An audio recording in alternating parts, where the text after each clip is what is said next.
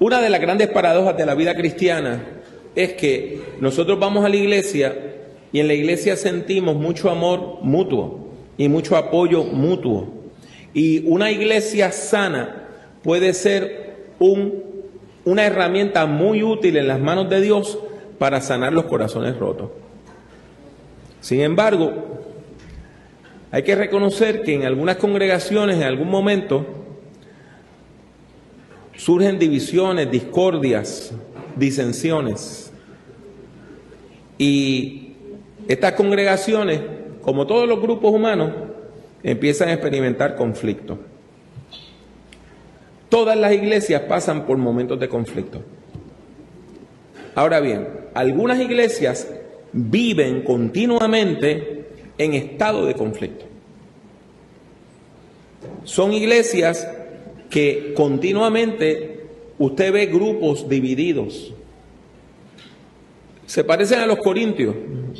Hay un momento donde Pablo le escribe una carta a una iglesia que él había fundado, que estaba en un lugar llamado Corinto, un lugar muy particular de la provincia de Acaya, allá en Grecia. Y le empiezan a decir, le mandan mensajes de que la iglesia estaba tan dividida que la gente decía: yo soy del apóstol Pablo, y otro: yo soy del apóstol Pedro, y otro: no, yo soy del predicador aquel que se llama Apolos, y otro decía: yo soy de Cristo. Y hay iglesias que viven con esas divisiones. Y esto nos levanta preguntas de qué es entonces el compañerismo cristiano y cómo nosotros podemos vivir en unidad. ¿Cómo podemos vivir esa unidad que nos da la fe de Jesucristo? El verdadero compañerismo cristiano entonces es una relación de pacto, por medio de la cual personas distintas, pero unidas por la fe, se comprometen a trabajar unidas, viviendo de acuerdo con los valores del reino de Dios. Eso es el compañerismo cristiano. Cuando lo que nos une no es la cultura, ni el idioma, ni la nacionalidad, es el pacto que hemos hecho con Dios por medio de Jesucristo en el poder del Espíritu Santo. Hay una palabra griega que quizá usted ha escuchado. Es la palabra koinonía. Koinonía viene de una palabra muy sencilla. Koinos quiere decir común. Eso es lo que quiere decir. Común. Y koinonía es tener algo en común. Eso es lo que quiere decir. Una mejor traducción sería ser codueño de algo.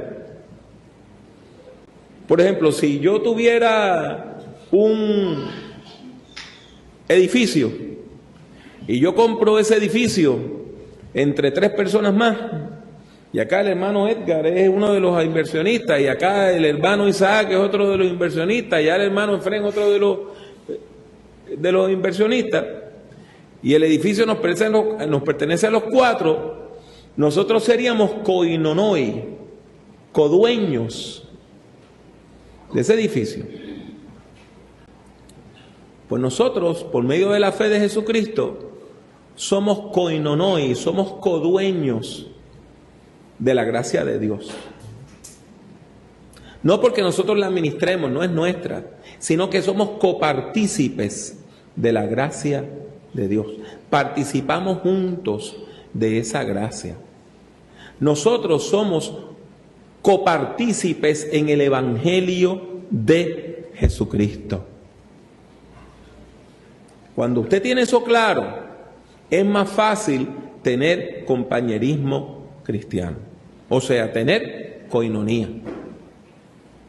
Pero ¿qué hacemos cuando surgen esas divisiones? Vamos al capítulo 14 de la Epístola a los Romanos. Si usted quiere, mantenga su Biblia abierta para que usted vaya repasando con nosotros lo que vamos diciendo. El capítulo 14 de Romanos comienza con una importante afirmación pastoral, que la iglesia debe recibir a las personas débiles en la fe. débiles en la fe. Esto ya es contracultural, porque nosotros vivimos en una cultura donde lo que se valora es la fuerza. Eso es lo que se valora. Lo que se valora es la fuerza.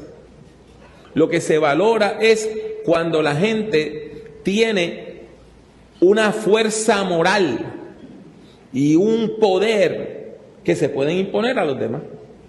Hay personas que le llaman a esas personas gente que tienen personalidad alfa, que tan pronto llegan, usted ve que mandan.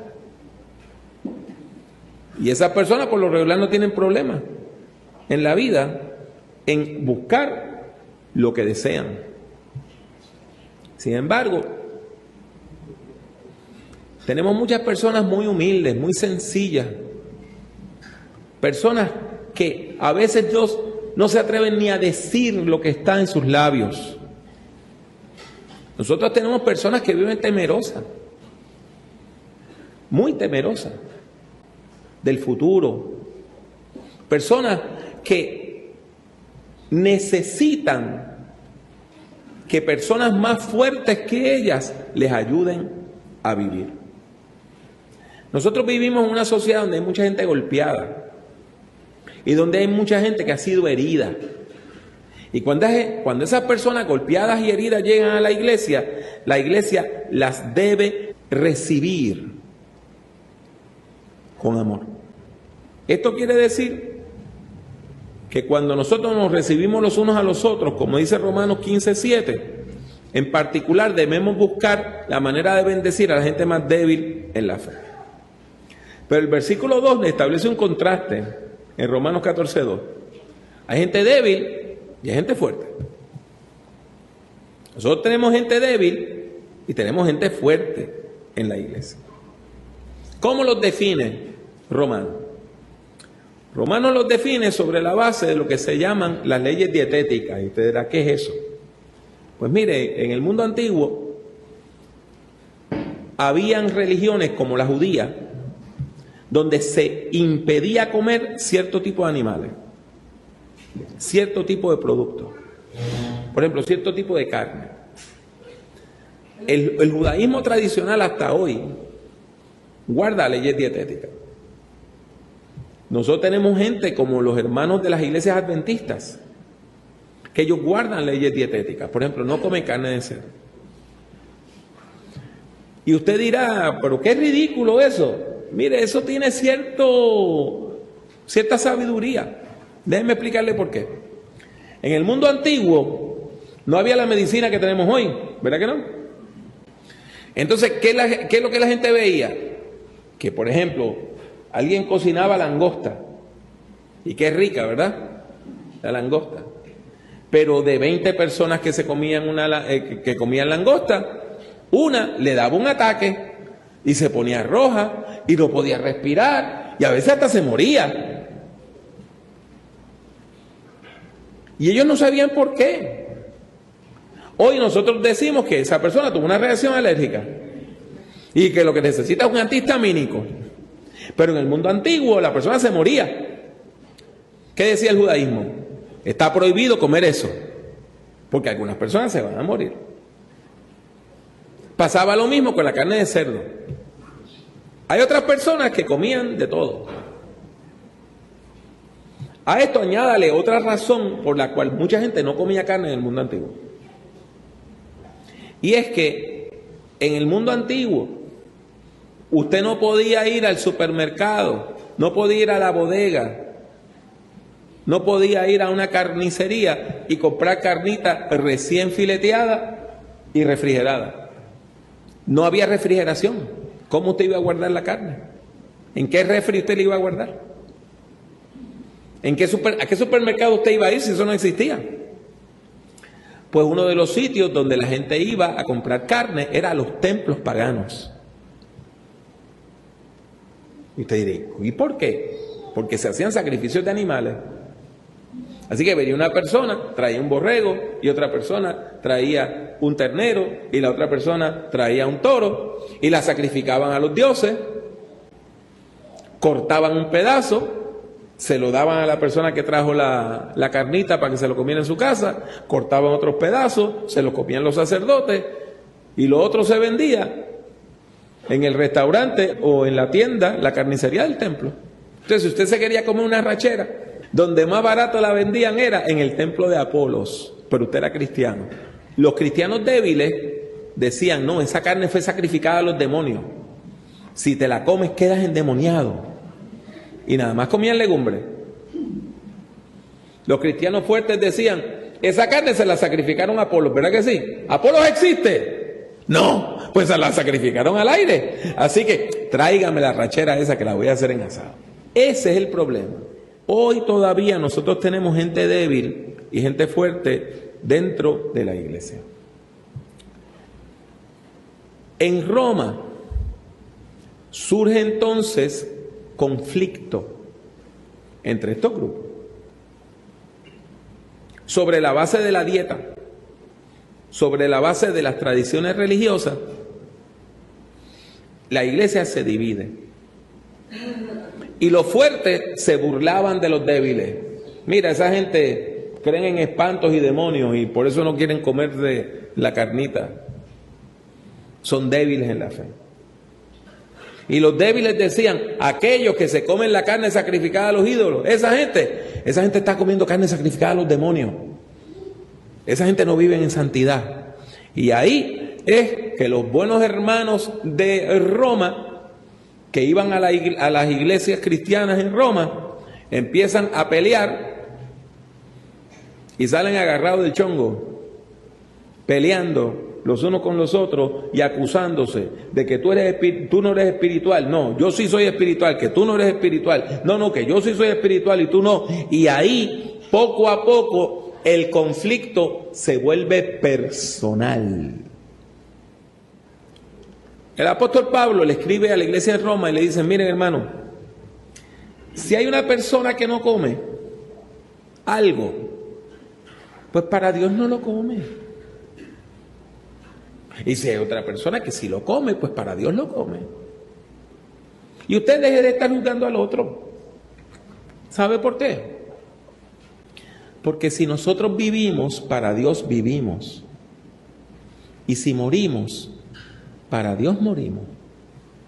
Y sea que vivamos o que muramos, nosotros somos del Señor.